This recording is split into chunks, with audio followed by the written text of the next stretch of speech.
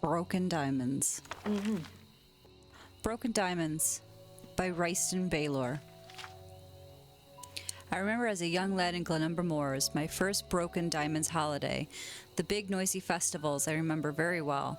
Harvest End, Mid-Year, New Year, the Emperor's Day.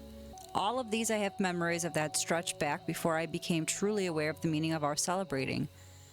On the 19th of Frostfall every year, my family and I would walk to a ruined castle in the middle of the wilderness together with everyone else we knew in the moors. Hands clutched in hands, we would form an enormous circle around the ruins, and head reverently bowed, we would sing a song, the Sepharv. For years we did this, and I never asked why. It's an odd thing that normally curious children, from my experience, never ask questions about broken diamonds, and adults seldom volunteer information. Gradually, as we learn about our homeland through university or the prattling of ancient relatives, we come to guess, and we know the meaning of broken diamonds. I cannot be objective as a native of Glenumbra moors, but visitors have told me that the sorrow, more often they use the word shame, of the natives is almost overwhelming. There is a sense that a great and ancient crime still burns on the conscience of the people of the moors. Though it did not happen in our lifetimes, we know that the debt is not yet paid. I refer, of course, to the murder of Her Terrible Majesty, Kintyra II, Empress of Tamriel, on the frozen morning of the 23rd of the Frostfall in the year 3rd Era 123.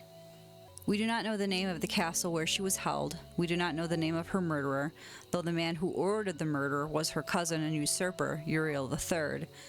We do not know where she was buried.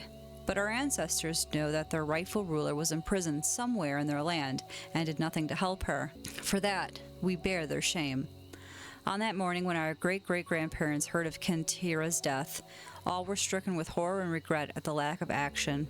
All the people of Glen Point and Glenumbra moors searched out those responsible in every imperial castle. They formed barriers with their bodies to hold the killer within. Flags bearing the red diamond of the Septim family were torn and scattered, and broken diamonds littered the snow. The song we sing every Broken Diamonds, as I mentioned before, is the Sepharv. I asked everyone in the Glenumbra moors what the meaning of the song is, for it is in an old Breton, and each generation only knows it because they were taught by their parents. No one knew the exact meaning of the words, not even the tone and emotion of the words can be easily translated. When I later talked to a scholar who gave me an accurate translation of the Sepharv, I began to understand both why our ancestors chose it as the anthem for the great injustice of the murder of Kintyra II and the sorrow that still pervades Glenumbra moors since that dark morn. The Sepharv. Souls of our fathers, suffer deeply, for you have led us to the dark time, when our own souls filled with air allowed ignorance and villainy to thrive in what used to be our land. Howl, ancestors, howl and bring us memories of our conformance with evil. We do anything we can to survive, giving up our minds and hearts and bodies. We will not fight, and we will be torn, and like flotsam in a whirling tide, we will forever be the agents of injustice, but we will mourn it forever.